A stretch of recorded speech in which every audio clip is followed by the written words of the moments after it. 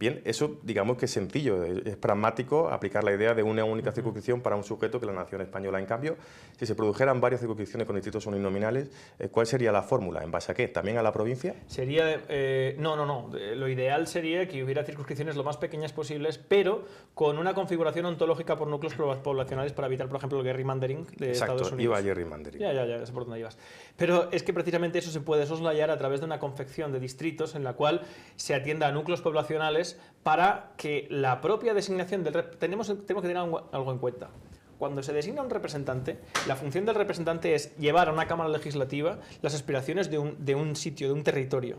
Entonces, la configuración del distrito tiene que estar totalmente supeditada a esa función, la funcionalidad de que se designe y florezca de un sitio concreto donde hay una serie de intereses concretos un representante. Cuanto más pequeño sea el distrito... Y una capa poblacional homogénea en cuanto al número de electores. Sí, pero no tiene por qué ser así, porque depende, obviamente no van a haberse los mismos intereses en la cuenca minera de Asturias que en Pozuelo o que en Cádiz. Pero tiene que haber una proporcionalidad en el tamaño del distrito, circunscripción.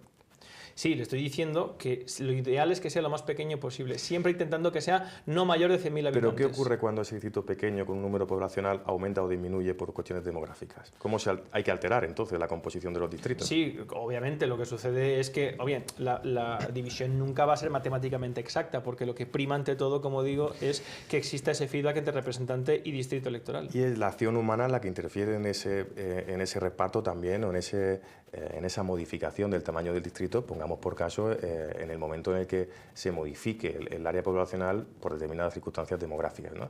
¿Qué es preferible? ¿Que la acción humana genere y vaya modificando esos distritos electorales, o partir de una única base, digamos que es mucho más sencilla, más pragmática desde el punto de vista racional, que es hacer recaer el sujeto de la nación en una única circunscripción, que sería la del Estado español? Es que el problema de un único distrito es que entonces caemos en una serie de males endémicos también propios de un sistema que, aunque busque la representatividad y busque la representación, no atienda realmente ni configure una Cámara Legislativa donde realmente se diriman las cuestiones que realmente interesan a los ciudadanos, ya no solamente en clave nacional, porque hay que tener en cuenta que hay otras aspiraciones, otras necesidades que requieren su fuerza en una Cámara Legislativa desde el punto de vista regional. Lo que sí que sería suprimido serían las aspiraciones independentistas, nacionalistas, porque si hay un reconocimiento... Pero entonces también, digamos que el planteamiento, me imagino que es de base, no es operativo para un fin último, sino que de base para ti, digamos que garantiza el concepto de democracia. Para usted garantiza el concepto de democracia y accidentalmente acaba con un problema como el nacionalismo. Pero obviamente, por supuesto. ¿Qué ocurriría si un conjunto de distritos uninominales elegidos por sistema mayoritario acaban sumando un bloque mayor que el que puede constituirse por un sistema proporcional? Es que ha apuntado usted algo para mí capital. Precisamente es que el independentismo y el regionalismo en España no florece de la sociedad civil. Es algo alentado, construido virtualmente desde una estructura estatal. Sin el Estado de las autonomías nunca hubiéramos vivido un independentismo que pasó del 10% en los años 80 y 90 a casi el actual 40%.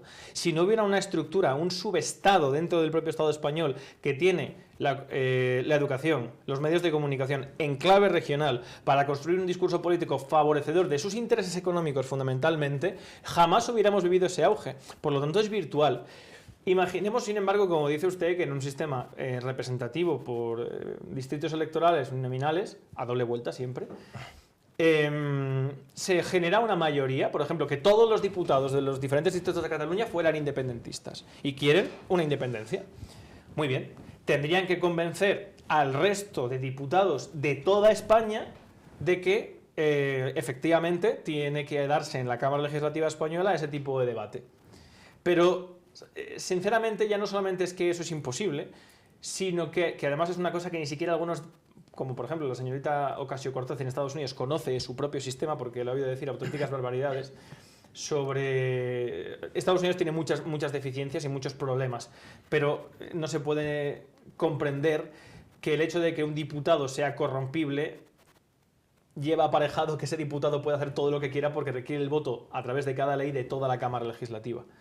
En el caso de España, el tema del independentismo y del regionalismo no solamente es que sería muy difícil que los diputados pudieran convencer al resto de diputados españoles, sino que además sería muy complicado que tuvieran la facilidad para poder convencer a sus electores de que los problemas que ellos tienen son porque España les roba o por una deriva nacionalista española, etcétera, etcétera.